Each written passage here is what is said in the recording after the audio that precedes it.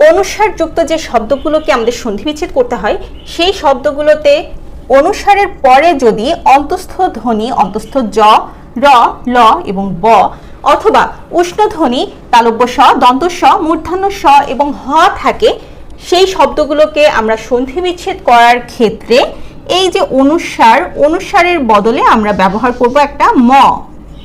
বাকি অংশ যেমন আছে ঠিক তেমনই থেকে যাবে। সংযম, সম যোগ যম। ঠিক একইভাবে সংবাদ, সম যোগ বাদ, সংবাদ। কিংবা, কিম যোগ বা। অর্থাৎ এই যে অনুস্বারের বদলে আমরা সেখানে একটা ম ব্যবহার করব। দেখেন এখানে অনুস্বারের পরে ব আছে, হ আছে, র রয়েছে, ল রয়েছে, তালব্য স রয়েছে, দন্ত স রয়েছে। প্রত্যেকটার ক্ষেত্রে কিন্তু আমরা অন্তঃস্থ ধ্বনি কিংবা